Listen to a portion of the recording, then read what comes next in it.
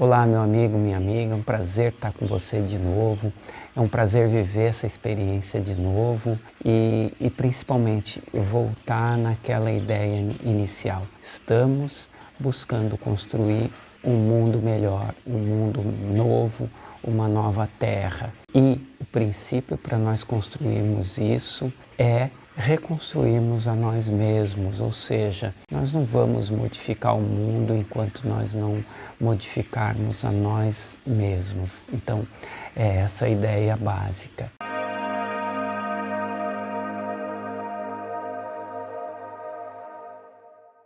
E hoje, falando sobre isso, nós vamos falar de um assunto muito interessante, ou que são as eras pelas quais o nosso mundo passa e já passou. Grandes eras chamadas yugas. Me acompanhe aqui, deixe seu like, ative o sininho e multiplique essa ideia, vamos multiplicar e fortalecer essa ideia da nova terra.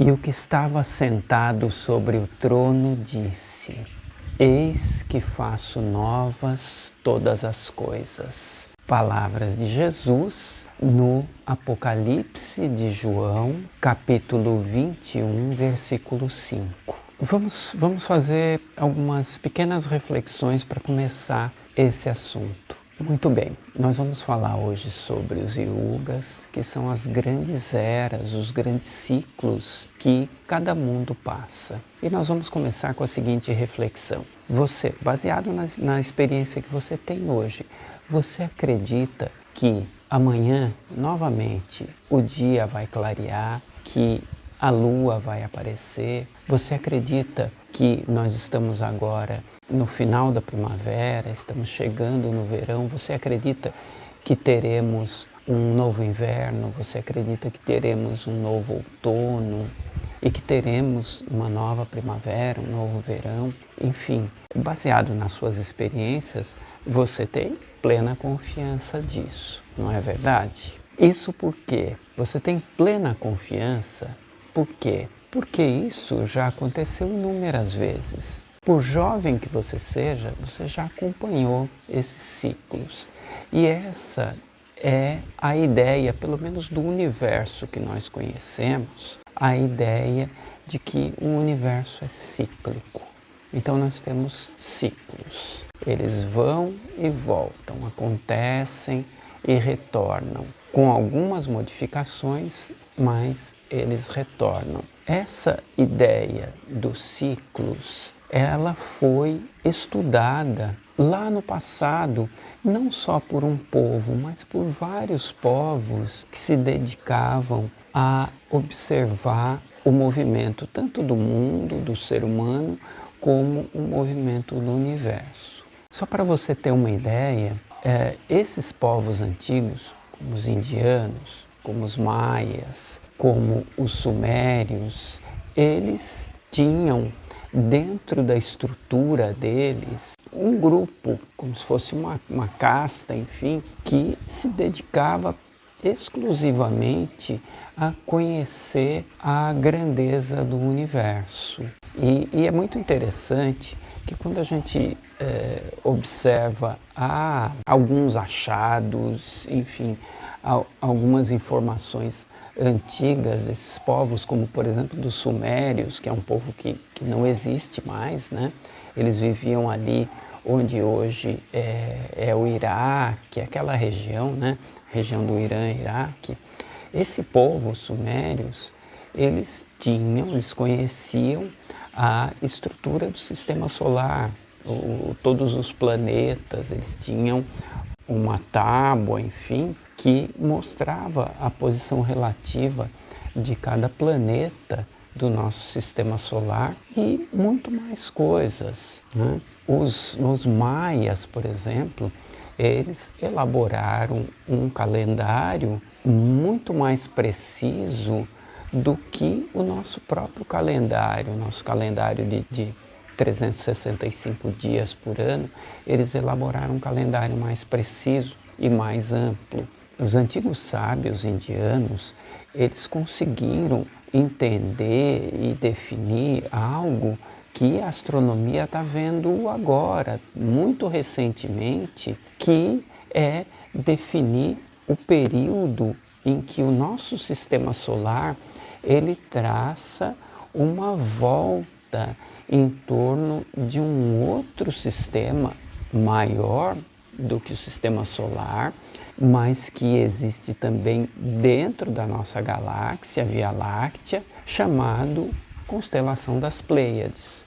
Eles perceberam ali, através dos estudos deles, que o sistema solar dava um giro em torno das Pleiades, como se estivesse orbitando as Pleiades, e esse giro total leva aproximadamente 24 mil anos. Então, se debruçar sobre uma ideia de ciclos é uma coisa antiga do ser humano. E isso nos dá uma outra visão. E é essa visão que nos interessa agora. O que está acontecendo com a humanidade? Por que momento estamos passando? Por que ciclo estamos passando? Eu vou pegar hoje, rapidamente, só para iniciar a ideia e falar um pouco a respeito desses grandes ciclos e como isso nos afeta a humanidade como um todo, ok? Muito bem. Voltando então à ideia dos indianos, depois dessas pesquisas, dessa busca de entender os ciclos, olha só que interessante. Nós tínhamos no passado o sistema de contagem numérica que é o romano, dos números romanos. Os números romanos, eles são muito limitados, tanto que hoje nós não utilizamos os algarismos romanos, né? A humanidade muito pouco utiliza mais para algumas referências do que em termos práticos os algarismos romanos. Por quê? Porque é muito difícil, né? Você 25, né? Para você fazer um 25 em algarismos romanos, você tem x, V. 28. X, V, I. Então, os números ficam super extensos. E os indianos, para que eles conseguissem ter essa métrica do universo, olha só, presta atenção nessa ideia, para que eles tivessem essa métrica do universo, ou seja, calcular infinitas grandezas, eles tiveram que buscar um sistema muito mais amplo do que o romano. E aí eles criaram um sistema de contagem de algarismos que vai do infinito negativo até um infinito positivo. Isso é fantástico. Esse sistema que os indianos criaram depois foi captado pelos árabes e hoje nós o conhecemos como o sistema arábico, ou seja, os algarismos arábicos, que é a base que nós utilizamos hoje para as nossas contas, para os nossos cálculos. Então, é bem interessante. Quem foi buscar isso daí foram os indianos, quem desenvolveu essa ideia, essa visão ampliada. E por que necessidade? Porque eles queriam entender, definir, registrar e estudar de forma clara, sistemática, o universo todo, entendeu? É uma coisa fantástica, essa busca do ser humano. E esses mesmos indianos, esses mesmos sábios indianos que eram iniciados na época, eles foram em busca de entender o que acontecia com o ser humano e eles definiram esse grande giro universal, ou seja, a hora que eles descobriram ali, que eles definiram através da comparação da posição dos astros, do retorno desses astros, estudando anos a fio, eles conseguiram definir que o nosso sistema dava uma volta completa em um grupo de estrelas ou uma grande estrela que eles deram o nome de Vishnu Nabi levava 24 mil anos, que hoje a nossa ciência está chegando na mesma numeração, ou seja, na mesma contagem. Essa volta que o nosso sistema solar percorre em torno da constelação das Pleiades leva aproximadamente 24 mil anos. Nós vemos isso também lá, quando a gente vai lá para o Apocalipse. Se você lê o Apocalipse, no início do Apocalipse você vai ver exatamente isso. O trono, você vai ver as figuras que são os signos do zodíaco, né? Você vai ver o leão, você vai ver aquário, você vai ver escorpião. Então você vai ver o eixo formado pelos signos do zodíaco e essa divisão que no fim dá 24 ou um múltiplo de 12, que são 12 signos. É fantástico isso. E voltando lá nos indianos, eles conseguiram definir esse tempo e dividir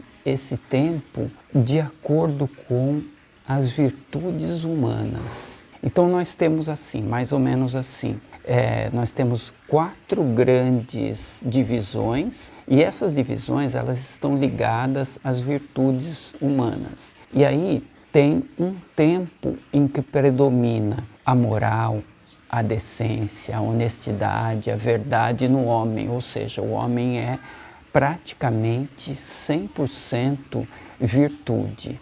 Nós vemos isso, por exemplo, quando a gente vai lá no Ramayana. Nós vemos que no Ramayana tem uma figura chamada Rama, que ele é plenamente virtuoso. E não só ele, o seu pai era um homem plenamente virtuoso, os seus irmãos eram plenamente virtuosos, a sua esposa Sita, plenamente virtuosa. E nós vamos vendo que isso vai se perdendo ao longo do tempo. Então nós vemos, só traçando uma linha histórica, o Ramayana, que é um conto, um épico indiano, ele precede em muito tempo o Mahabharata, que é outro épico indiano. E esse Mahabharata até faz relação, faz menção, obviamente faz menção ao Ramayana. No Mahabharata, nós vemos o contrário, nós vemos que começa um processo de destruição das virtudes, que eles chamam de Era de Ferro. Daqui a pouquinho eu vou falar dessas eras. Mas nós temos então um acúmulo de valores, de virtudes e a falência dos valores e de virtudes. Isso que nos parece que é uma coisa estática, como é que a pessoa pode, como é que o ser humano pode ter virtudes numa época e depois no futuro perder essas virtudes? Pois é isso que nós estamos começando a compreender, ok? Então esse grande período, que na verdade é o maior período em que os seres humanos, ou seja, que a alma humana manifesta plenamente as suas virtudes, ou seja, que é a idade do ouro, né? A idade de ouro, ela dura aproximadamente, segundo os cálculos dos sábios indianos, dura 9.600 anos. Então você tem aí 24 mil anos, tá? Desses 24, 9.600 anos é regido por Satya Yuga. É o maior tempo, né? 9.600 anos nós temos essa humanidade celeste, essa humanidade luminosa, essa humanidade plenamente virtuosa. Em seguida, nós temos um período em que a humanidade perde parte dessa virtude. Nós temos, esse período dura mais ou menos 7.200 anos, de 9.600 para o Satya Yuga, nós entramos no Treta Yuga, que dura aproximadamente 7.200 anos, né? Esse Treta Yuga, a humanidade perde, daquele praticamente 100% virtuoso, a humanidade perde de 25% a 50% das suas virtudes, nesse período do Treta Yuga. Então, é um período relativamente longo também, em que a humanidade goza desses valores ainda, mas uma parte deles ela perde. Esse período, então, né, do Treta Yuga também é conhecido do mesmo jeito que a gente chama o Satya Yuga de Idade de Ouro, nós chamamos o Treta Yuga de Idade de Prata. E depois nós entramos num outro período chamado Dwapara Yuga, em que a humanidade perde dos 50% até 75% das virtudes, né? Esse período dura aproximadamente 4.800 anos. Está fazendo a conta aí? 9.600, 7.200, 4.800 anos. Vai sobrar um pouquinho, né? Um pouquinho de tempo. Essa é a idade de bronze da humanidade. Continua sendo um tempo em que o ser humano tem virtudes, mas se você fizer a conta também, você vai ver que ele tem ali 25% apenas das suas virtudes, ou seja, ele já chegou a perder praticamente 75% das suas virtudes. Esse é o Dwapara Yuga. Muito bem. Aí nós chegamos no período crucial, no período mais terrível da humanidade, que é chamado de Kali Yuga, ou Idade de Ferro, que é exatamente esse tempo que é focado ali na história, é composto ali na história de Krishna e do Mahabharata. O Mahabharata é a famosa batalha de Kurukshetra, uma batalha travada de um lado os Pandavas, ou seja, 5 irmãos extremamente virtuosos que tinham como seu senhor, como seu mentor Krishna. Do outro lado, 100 irmãos que eram regidos pela maldade, pela ambição, pela mentira, pela trapaça. Esses 100 irmãos liderados por um grande guerreiro, enfim, um grande instrutor chamado Bhishma e um mestre de artes marciais chamado Drona. Essa era a batalha, essas eram as forças antagônicas da batalha. Obviamente que os Pandavas, liderados por Krishna, venceram a batalha, mas isso é uma outra história que a gente pode contar um pouco numa próxima vivência. Mas voltando aqui então, essa idade terrível, marcada, aí ambientada nesse Mahabharata, é a Idade de Ferro. Tanto que esses Kurus, eles nascem de uma bola de ferro. Então, é a Idade de Ferro. Essa Idade de Ferro, faça a conta aí, dura 2.400 anos. Que ótimo, né? Pelo menos é o tempo mais curto de todos. E nesse período de 2.400 anos é onde a humanidade perde, né? Ela tem aqueles restantes 25% de virtude e ela perde, né? Ela vai perdendo até chegar praticamente zero de virtudes. Muito bem, pode ser, não, mas é uma coisa muito mística, uma coisa muito fantástica, contradiz um pouco com algumas teorias, algumas coisas que nós recebemos de informação do tipo, o Espiritismo nos fala que o ser humano não retrogride, não diminui moralmente, nós estamos sempre evoluindo, mas eu te convido a fazer uma reflexão um pouco mais profunda disso, para entender que uma coisa é o espírito, tá? O espírito, a alma humana, você não volta para trás, você não fica mais primitivo, você está sempre em evolução como espírito. Mas os mundos que nos cercam, as experiências que nos cercam, essas nos convidam a perder determinados valores. Se você parar para pensar, olha só, nós vivemos um tempo no passado em que as pessoas eram honradas, não existia contrato, nada, a pessoa pegava, tirava um fio do bigode e ela honrava o fio do bigode. Onde foi parar isso? Onde foi parar esses homens, por exemplo? Onde foram parar homens, por exemplo, como Gandhi, Francisco de Assis? Enfim, nós vivemos uma humanidade hoje em que o que nós vemos basicamente é corrupção.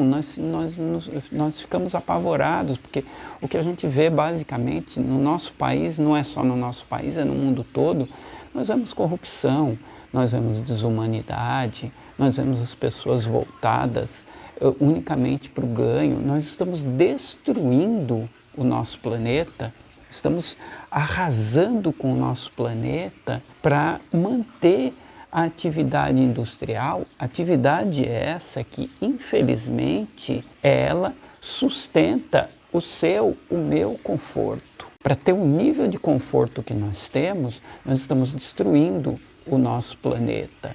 E nós, de um modo geral, nós avalizamos isso, nós assinamos embaixo desse processo de destruição.